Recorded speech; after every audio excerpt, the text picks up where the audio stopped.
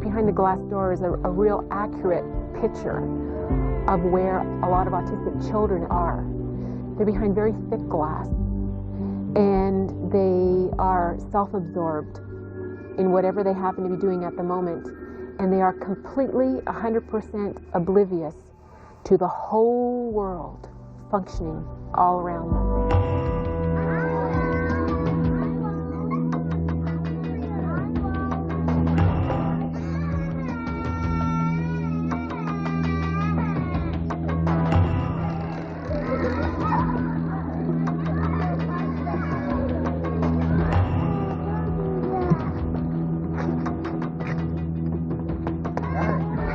Hannah was born on August 25, 1991, weighing a healthy 8 pounds 6 ounces. Dave and Karen Shepard already had 3 little girls under the age of 5, but Hannah was a welcome addition to their growing brood. There was no complications in the pregnancy. She went full term. She seemed contented enough. I nursed all my children, and she started to nurse fine. She was developing like a normal baby. She actually started to do a little bit of the verbiage, the dada mama stuff. You could leave her in front of a Walt Disney movie at, 4, 5, 6 months of age, and she would be totally enthralled and not move. So she was actually very easy to babysit, except when she did get upset. We couldn't figure out how to stop her crying. She would be screaming and screaming, and we really, you do the typical things like changing her diaper, try to feed her, and it didn't seem to make any difference how you tried to console her. She just was beyond being consoled, so we really didn't know how to just comfort her. My mom was the first one that noticed that there wasn't something right with Hannah, but my mom thought there wasn't something right with every one of them. So, I just, oh, Mom, she's fine, don't be so neurotic. I noticed that she wasn't crawling. I noticed that when we came into the room, she didn't look. When you clapped your hands, she didn't pay any attention. Here's a little quiz. Karen Shepard was Senior Territorial Manager at H.J. Heinz, Canada. So when Hannah was 5 months old, she made her screen debut in a Heinz baby food commercial. She appeared to be very normal, except that unlike the other babies the same age, Hannah was hunched over and was unable to sit up straight. About 8 months, we noticed that she had stopped progressing with her language. And that's when we began to worry a little bit. I would take her to the doctor, and I would say, this child must have an ear infection. She must, because she's screaming and crying all night long. And this would go on night after night after night. Hannah was actually on antibiotics for almost 8 or 9 months straight between the family doctor, the walk-in clinics, the Emerge. We went to an eye, nose, and ear doctor first of all, and he just, tested her ears to see if the infection had caused any problems for tubes, because we thought, okay, she has to have tubes in her ears. And there was absolutely no damage done at all. The next test we were taken to was a hearing test, and she tested perfect in all of the different frequencies. By 17 months, Hannah was still not walking. Instead, she dragged herself around on one knee. What's this? And so my doctor said, well, let's go get her hips x-rayed and see if she's got problems that way. So we got her x-rayed, and there was absolutely no reason why this child was not walking. That was the first time my GP mentioned PDD. I said, what is PDD? And, I remember looking at Dr. Laidlaw. She had a very strange look on her face. She had a very uncomfortable look on her face. And she said it's a developmental delay. I thought, oh, okay, so she's developmentally delayed. All right, well, you know, to me a delay indicated a catch-up. That if something's delayed, it's just a matter of catching up. No big deal. You know, as soon as she catches up, then she'll talk, then she'll communicate, and she'll do all these things.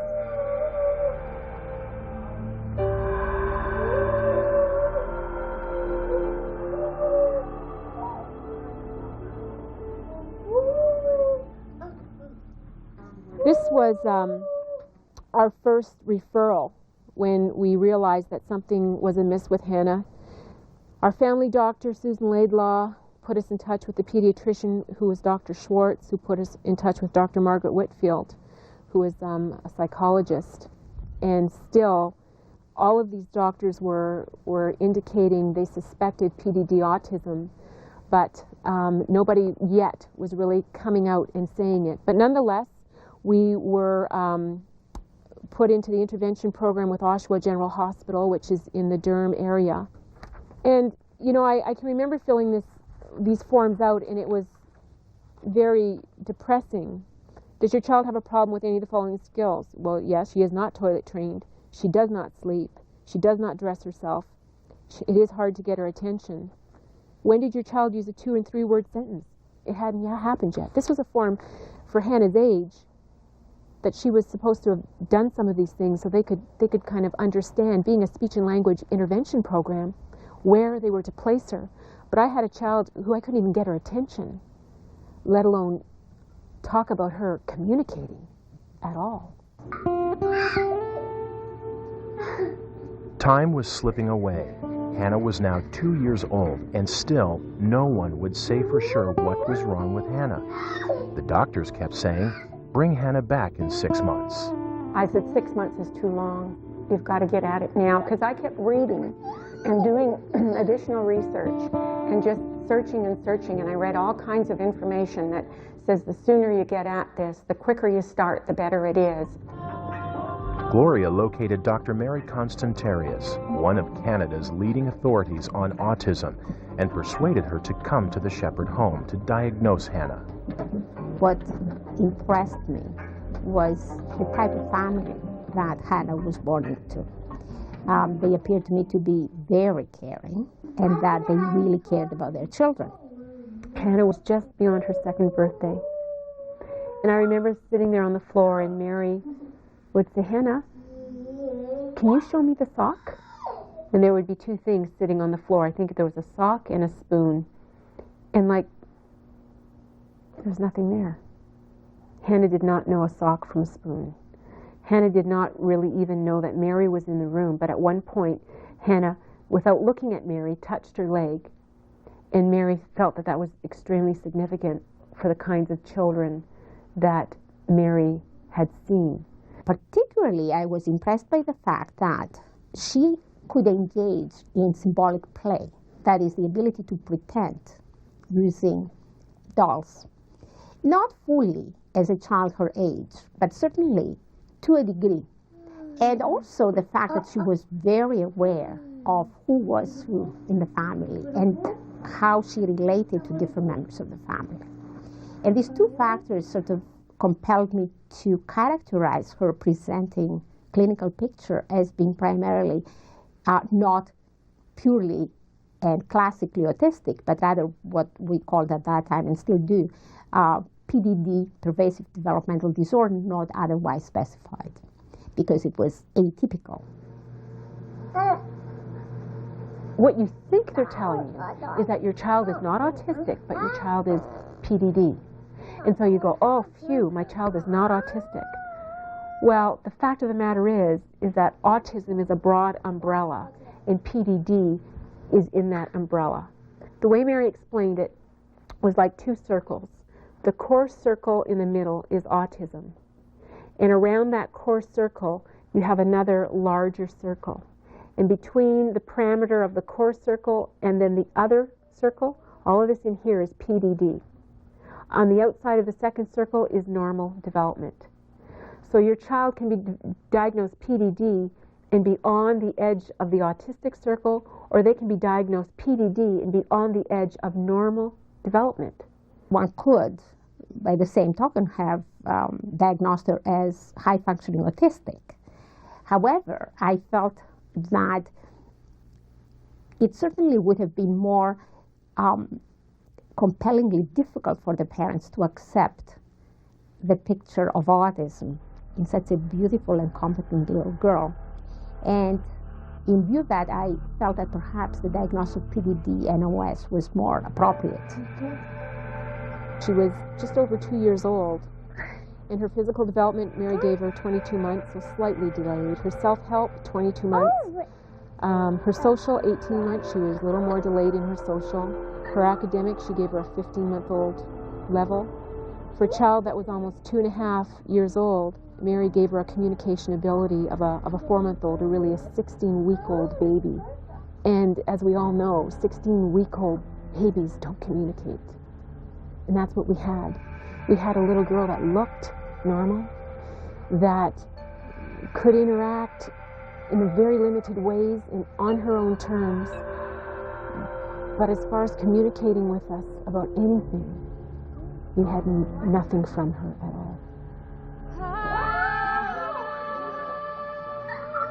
I sat down at the kitchen table and I mourned her as dead until I got rid of all of my expectations about what would be for Hannah. Only then could I start to have hope, true hope, for what would be for her, whatever that would be.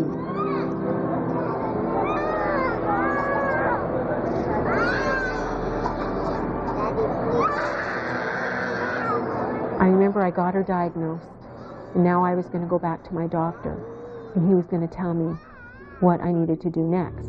And I sat in his office, and he said, well, bring her back when she's 5, and we'll talk about what we're going to do for schooling. For a parent to have their child diagnosed with an incurable brain disorder, and then to be left with no direction, is the most devastating thing that can ever happen to you. I made a big mistake. I went to the library, and I read, it's going to be hard. And I read these articles where they were saying that children were autistic because their mothers didn't bond with them.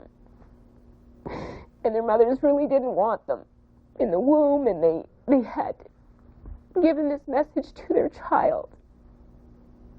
And I knew it was stupid, and I knew that it was like a witch hunt to blame moms. But it even hurts me still today to think that people actually blamed the mom when you've lost your child. The first, and then to be blamed for it is unbelievable. Autism is a disorder of early brain development, probably occurring before 30 weeks gestational age. In autism, you have the most severe form of psychopathology of childhood. So autistic children present with some very severe deficits in a variety of areas.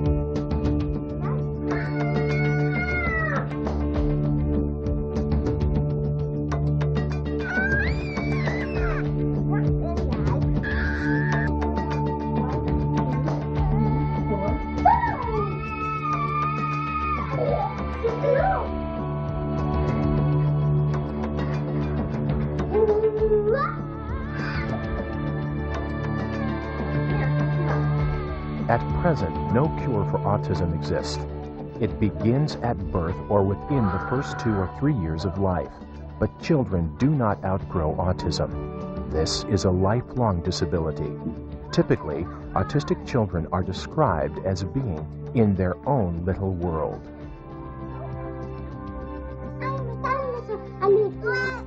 She would hug and snuggle when we would approach her, but it was always us trying to approach her. She never approached us.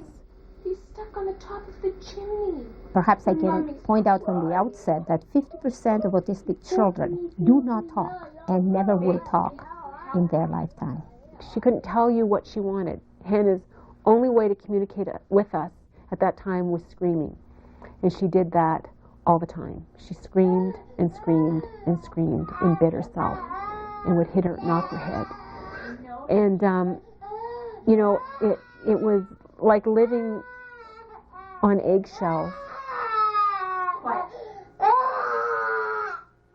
We found that there really isn't much resource that really gives significant help to an autistic child. And it's really my wife who really went after information, and my mother-in-law who really made it their business to find out what was going on for autism once Mary Constantaris had diagnosed her. I found the book, Let Me Hear Your Voice. I think I got it out of the library, and I read it.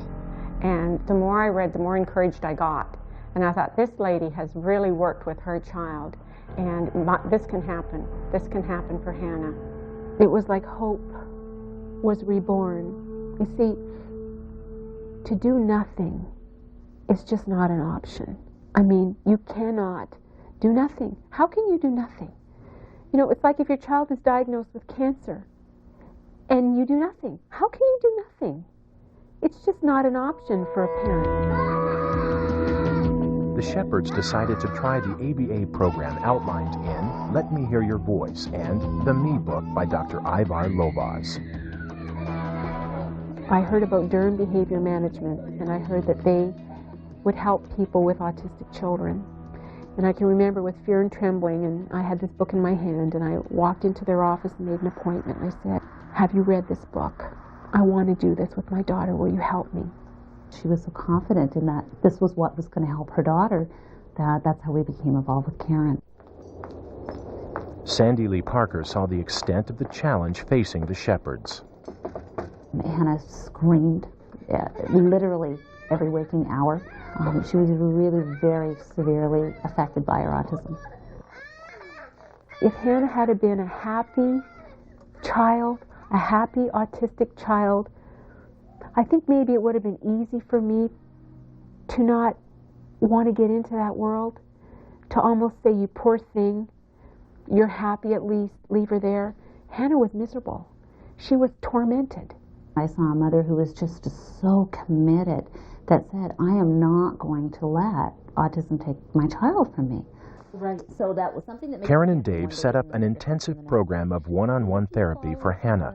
They hired and trained 3 helpers, and Sandy Lee Parker acted as a consultant to the team. The Shepherds have combined their incomes to finance the program, receiving only a very small subsidy from the government. Clap hands. Hannah? Every single step of learning had to be broken down into its most basic components, and then, little by little, the pieces could be put back together. The speech pathologist said Hannah would probably never speak. There was nothing in Hannah to ever indicate that we would ever have anything more than what we had, and that was a child who did not know us, a child who was not involved in our lives, a child who did not communicate, and a child who was incredibly unhappy. No screaming. To me, logically, it just made sense that I would try for language. Where I came out at wasn't all that important, as long as I tried for the goal. And for me, that was speech. No screaming. The first and most basic step was to get Hannah to do something she hated to do. Like most autistics, Hannah avoided making eye contact with anyone. Look at me, Hannah. Look at me. Look at me. Look at me, Hannah. Look at me. Look at me. Good girl. Good girl. She did not want you invading her space. She did not want you telling her what to do. She just wanted to be alone in her little world. And so that's where we started, with a basic, simple command, "Hannah, look at me." And it was a drill that we would do for the next 3 months, 2.5, 3 months, every day for hours, just to get eye contact with her. So when she would give us a response that we wanted, that we were commanding. We would give her a chocolate chip, or something along that line that she would love.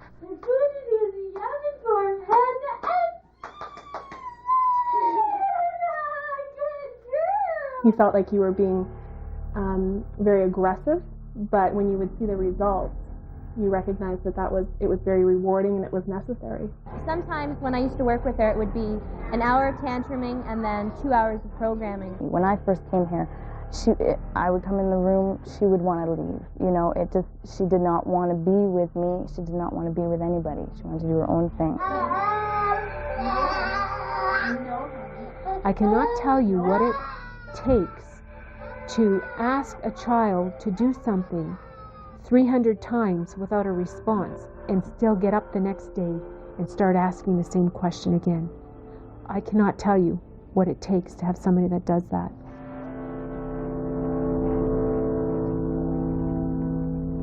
While Dave and Karen endured an intense battle to reach Hannah through the ABA therapy program during the daytime, an even more intensive and demanding battle was being waged at night. Hannah had a sleeping disorder, and night after night, she kept them awake with her screaming.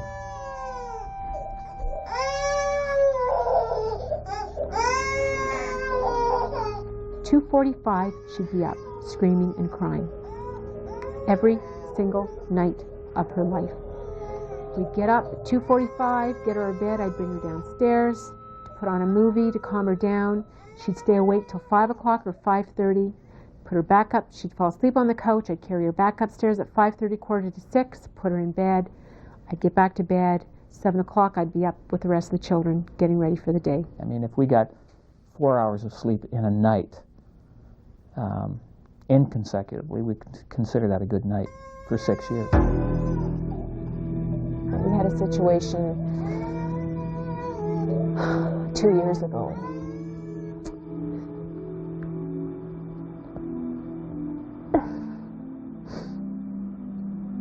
And it's even hard to talk about,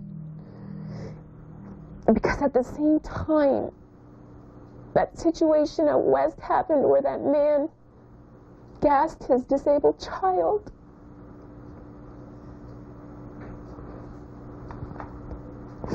And Hannah had been 18 days without sleep. And when I say without sleep, I mean without sleep. She slept 2 hours a night for 18 days. And, I knew my husband had to work. And I knew my children had to sleep. And what happened to me was I would go to bed and I would be panic-stricken that I would not have any sleep. And so I would just lay there waiting for 2:45 when she would wake up, and she woke up like clockwork. She woke up at 2:45. And after the 18th day, I was in her bedroom. And she wasn't happy in those days because she had no language and she had no ability to communicate or tell us anything. And so all she did was scream. She screamed and she kicked the walls. And I just wanted it to stop. And I had the pillow in my hand and I just wanted it to stop. And then I got really scared. I thought, oh my gosh, I'm losing it. This is it, And I went into the bedroom and I woke up Dave. I said, you've got to take over because I think I'm going to hurt her.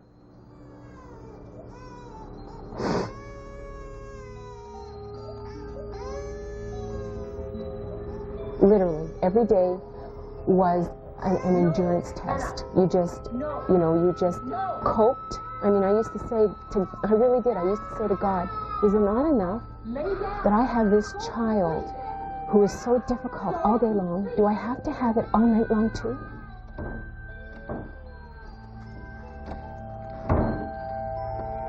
When you have an autistic child, you don't know how to ask for help. When you have a severely handicapped child of any kind, you don't know how to ask for help. How do you ask for help? How do you begin to tell people that you can't do this? If you have a child with autism, you are more stressed than if you have a child with cystic fibrosis, with deafness, with diabetes, and all the other sort of chronic illnesses that children may contract. I couldn't stand to be in the house when she was being worked with by other workers, so I would leave. I would drive down the rural roads here, and I usually would stay in my car because I looked horrible. I looked like death. I couldn't go anywhere. Where could I go? You know, I'm falling apart. My life is a mess. I haven't slept in, weeks. It was just survival. There was no joy. There was a child who did nothing but take.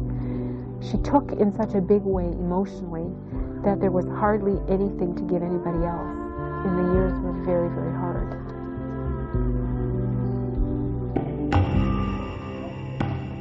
By Christmas of 1994, 10 months after they began the intensive program, they had their first big breakthrough with Hannah. She had been given a toy that sounded out 6 different words.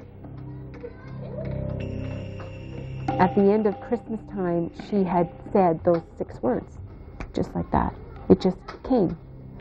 And we couldn't believe it. It was absolutely awesome. From there, she would repeat everything. She could say everything. You said osteoporosis, she'd say osteoporosis.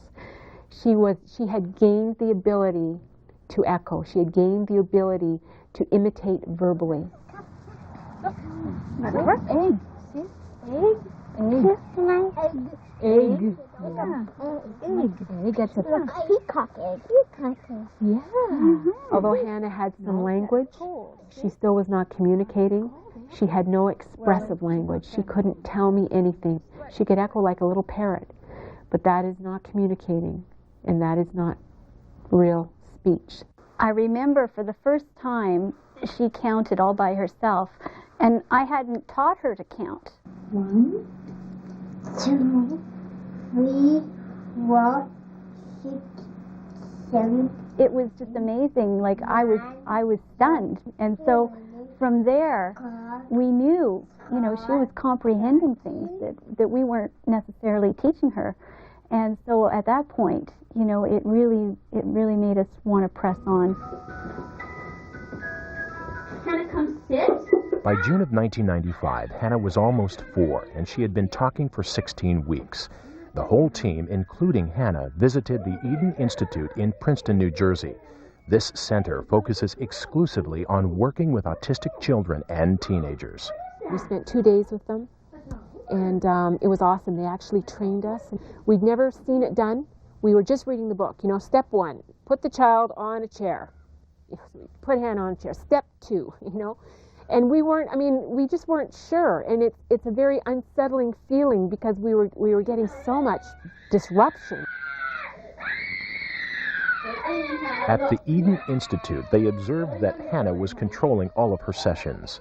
When she had had enough, she would pull a tantrum, and the workers would be forced to call it quits. They showed the team how to work through the tantrums and end each session with Hannah complying. It was a real breakthrough for us because our sessions were so productive after that. Also, Hannah did not know how to say no. She could say yes, but she would not say no. If you were giving her something and she didn't like it, she would just either go like this or or make some sort of noise and or throw it across the room or some inappropriate behavior. Do you want crackers? Tell me no. No. At the Eden Institute, it took a full 45-minute session to get Hannah to just shake her head as a no response. Janet had the tougher job of getting Hannah to verbally say no when they returned home. That session was about 2.5 hours long here where I was working with her and trying to make her say no. Just a simple word, no. The Shepherds are a very, very strong family. All the girls are wonderful. They try to include Hannah. They do everything they can to make her just as normal as the rest of them. I don't even think that when they see Hannah, I don't even think they realize, she's autistic. She's just Hannah to them. She's not anything else but Hannah. The best thing would be when she actually communicates with us and plays with us and enjoys what we're doing. Sometimes we have this little game where I lie on my back and I put my feet in there and she sits on my feet and I push her up and she puts her arms out and goes, ta-da! But then, like, other times when I try to do it, she sometimes won't do it and she'll scream at me.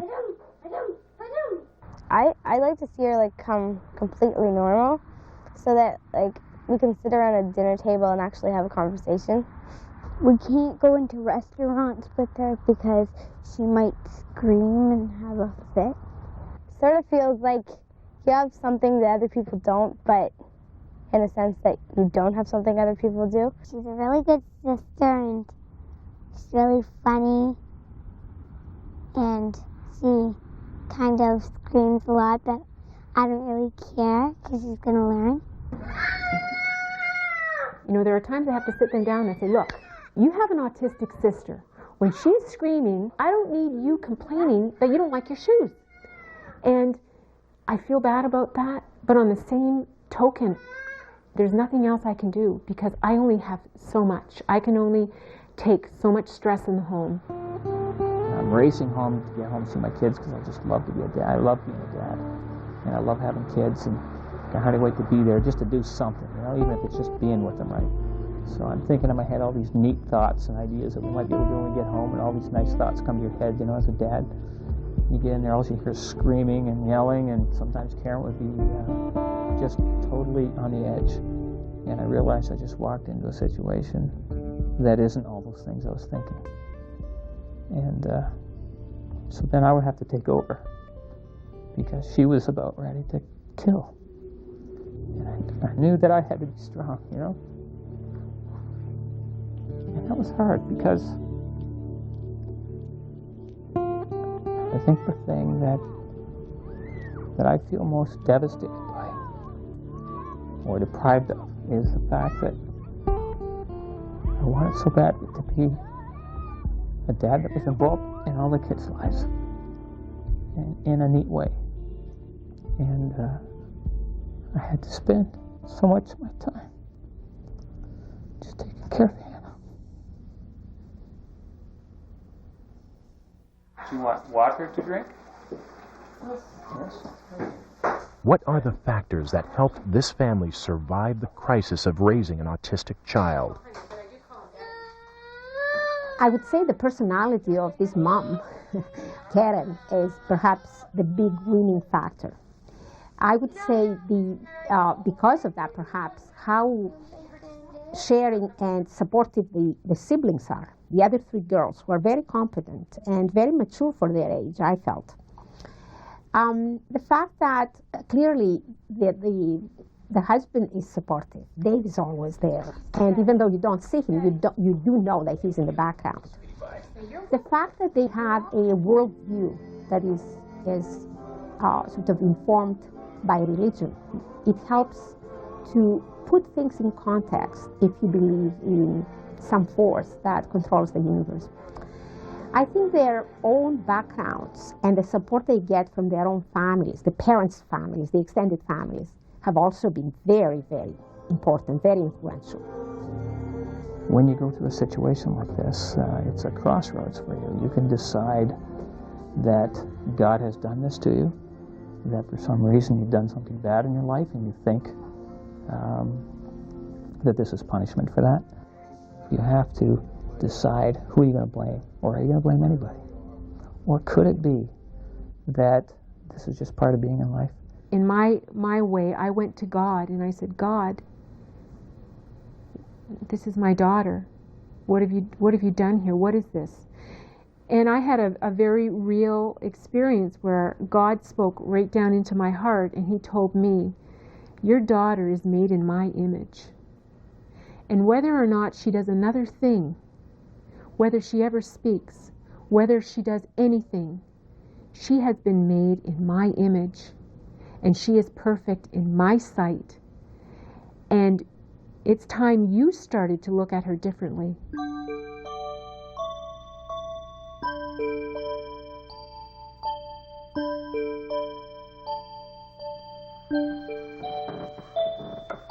I very quickly realized that when I come to work with Hannah, I don't ring the doorbell. I just walk on in. I have to become a part of the family to be able to work with her. I've never met a family like this before. This is the love that this family functions with. Good morning. Hey. Hey, Lumpy. I think it's difficult for other people to see what goes on and what I do, and they say, well, how could you do that? How do you handle that? But it is the love that keeps you going.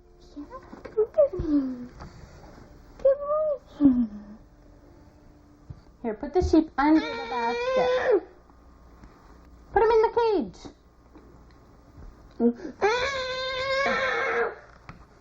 Come here. Turn around. Put him under. There. I give Hannah the equipment and the tools that she needs to learn things initially, and then. But what's really important is outside of the session, in the kitchen, getting ready for bed, going to school, the real things in life. That's where we like to see that what we have done in the session is generalized out into her day-to-day activities. And that's, I think, where this tremendous family comes in, because Karen is constantly teaching Hannah, and not in a way that Hannah is aware that she's being taught and harassed and bugged all the time, because that's not the way it is. But just Karen's ability to always be trying to get her to the next level, to not accept something that is not acceptable, but it may be easier to just let it go by. And that's, I think, what really makes this program work. Hannah, look at me. Look at Mommy. Look at Mom. Hannah, look at me. Okay, fix the chair then. Get up. Fix the chair. She has to have her world so ordered. And when she comes to sit down for dinner, she will take the chair and she will adjust it, sometimes for 5 minutes, before she'll sit down on it, because in her own mind, it is not perfect. Hannah has to live in a perfect world. No one has told her yet it's not perfect. Hannah? Hannah? Stand up. Stand up. Look at Mom. Look at me. Look at me. Sit down, please. I have to, try to break these things that are odd, that are going to get in her way of really participating with the rest of the family and really entering in. What are we going to do? Are we going to go see the dinosaurs? Okay. Hannah is fascinated by dinosaurs. She has mastered the computer and can entertain herself with programs and videos endlessly. The greatest challenge is to pry Hannah loose from this isolated, non-social little world to the real world. See you again soon. More dinos to find. There you go. Andrea takes Hannah to an indoor playground where she has a chance to interact with other children. The part of autism that's probably the most difficult is that Hannah is in her own little world. She has no interest in playing with me. She has no interest in interacting with other people. Her interest is within herself. She likes to play, but she likes to do that all on her own. And when she comes here, there's lots of other kids. There's kids that try to talk to her. There's kids that want to play with her. She has to go. She has to ask for what she wants. There's always someone that she has to interact with, always someone that she has to be around. Oh, there you go. After 2 years of focused educational programming with Hannah, it was evident that she was making amazing progress in her ability to communicate. But she needed to grow in her ability to socialize with her peers. Hannah, we're going to go to school now. The best place for that to happen was in school with other normal children.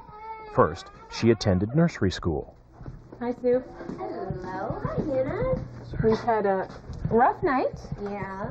So how was Here are the your cupcakes. In the beginning, it was very, very difficult.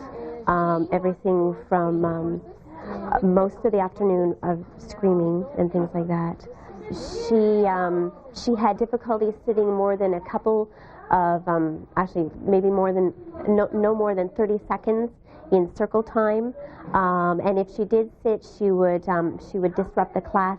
She wouldn't socialize with the children at all. Like, there would be no eye contact with the children, no eye contact with us. It was a very difficult time, and now, of course, I mean, she looks wonderful. See that, Hannah?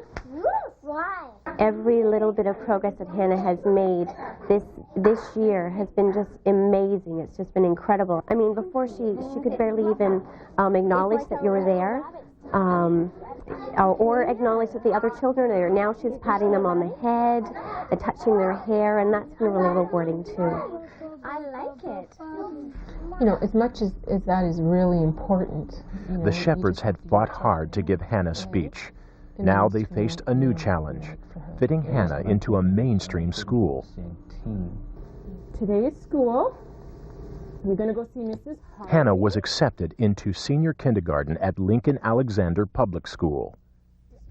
It was, at the beginning, hellish. It was horrible. It was awful. You know, it's like you think you come so far, and then you have to start something new, and then you get cut wide open again. It's one thing to have Hannah tantrum in the basement in her schoolroom. It's another thing completely to have her tantrum in the middle of a schoolyard where you've got 200 kids and their parents standing around. You've got this child that looks completely 100% normal, and you just spent 3 weeks at the beginning, before your child was even in school, telling the vice principal how wonderful she's doing and how well she's functioning, and then to have to go and wrestle her to the ground and literally drag her. I mean, I've had to pick her up and drag her to school. It's been humiliating. It's been embarrassing. And you have a good day at school. Okay? After the first difficult 6 weeks, the school agreed to give Hannah a teaching assistant to help her cope with all the demands of this busy environment. Jessie, Bradley, Hannah, good, Jennifer. She is unlike any child I've ever taught. With Hannah, no 2 days are alike. It isn't the academic that concerns me with her because she has skills that some of the kindergarten children don't have. It's the behavior part of it, that it's never solidly in place, which is disconcerting.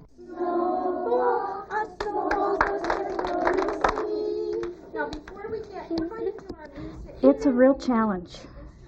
Day to day, when I come in, we don't know what kind of day we're going to have. We could have just a wonderful day with no tantrums at all, or we could have a day with tantrums.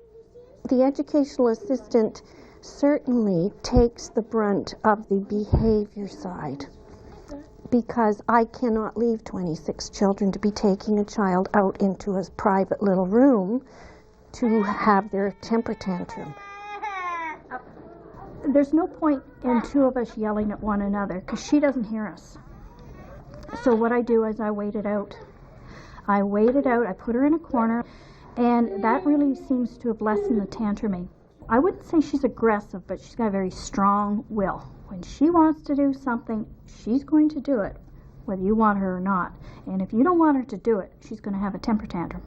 All of this part is water. Hello, Hannah. Hannah. Hannah, look, what does this say? Look, what's that? Read. Hannah. Look.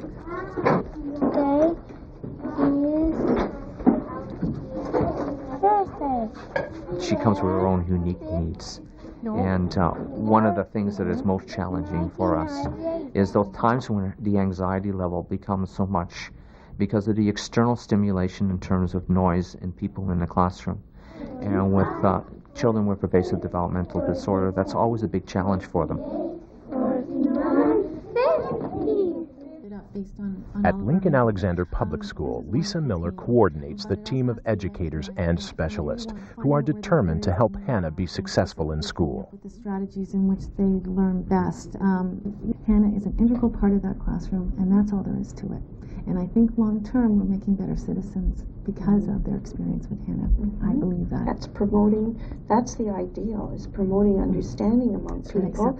And I give the parents of the other children a lot of credit for this too, that they have obviously talked. The group that met with the Shepherds was called the Identification, Placement and Review Committee. Their job was to formally identify Hannah as an exceptional learner who has special needs in the school system. Assist you with that transition. I think that's part of our responsibility. I knew we had a good team. I knew we had some wonderful players and people who were really going to give Hannah a chance. But it was still very, very difficult to have all of the behaviors and everything exposed. Everything was exposed in that meeting. And, you know, like, I wanted to say that Hannah is much more than this. I wanted them so badly to see that, but I realized that, you know, this is the part of the real world. And if I'm going to want Hannah to go into that real world, I got to toughen up. And I've got to stick to my guns, and I've got to not allow anybody to steal my dream for her. Next word. Start down here. The Shepherds had to fight to find the resources that would help Hannah. They had to be strong, articulate, and very pushy to make room for Hannah in the mainstream school system. It's a battle that is really beginning to show results.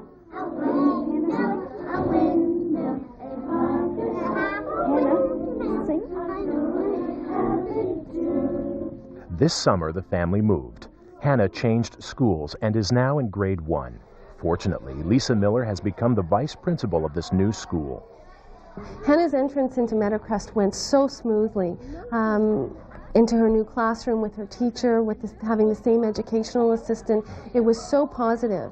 The staff was so receptive to Hannah being here, and, as well as the community. No one questioned why Hannah was here. She was just a part of the Meadowcrest community, and that was really special, and that was really exciting. Hannah, did you have a good day today? I did.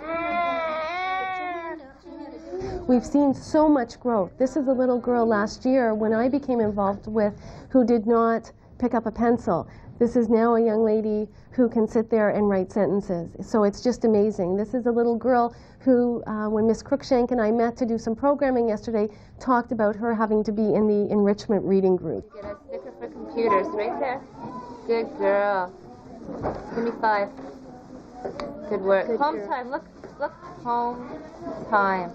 Home time. Mommy's coming. I'm excited that I have a community of people who are giving her a chance to develop at the rate that she can develop. Hannah is giving us everything she's got. I'm completely convinced of that. We found a place at the Brooklyn School where they're saying, look, Hannah's allowed to have a bad day. We will make adjustments for her. It's okay. It's okay for her to, to not fit in exactly. It's okay. And that really excites me. I don't have that knot in the pit of my stomach this year that I did last year. Last year was extremely rough. Melody's going to do 2 more, okay? Even though Hannah is enrolled in a regular daily school program, the Shepherds continue to enrich her learning by providing a special classroom in their home and one-on-one behavior modification coaching. But girl, she Good girl. Going to church as a family has been something we've worked on for 7 years. We would get as far as inside the doors sometimes and have to turn around with everybody and go home. And we decided that we were going to just work at it and just take a step at a time. And then we'd get to the doors of the sanctuary and we'd have to go home. Then we got inside the sanctuary for about 5 minutes and we'd all pack up and go home. Now she stays for an hour and a half through the whole service, and our kids can go down to Sunday school, and Dave and I can sit as a family with our daughter and get the spiritual element of our life. The spiritual element of our life is the glue that has held this family together. There isn't anything else holding it together, because the tension, the frustration, and the stress that a family lives under when you live with somebody autistic day in and day out is phenomenal. I think if I knew how long the journey was going to be, that I would have jumped off the boat a long time ago. I think the fact that I didn't know, and that I still don't know, is probably the best lack of information I could ever be given, because it helps me think in the spectrum of hope that today is going to come to an end and tomorrow's going to be different. It's going to be better somehow, and that's what hope's all about. Hannah has an awesome future. This is the reason why she needs help. But she has so much potential. She is such an example for other parents. She's something that you need to shoot for.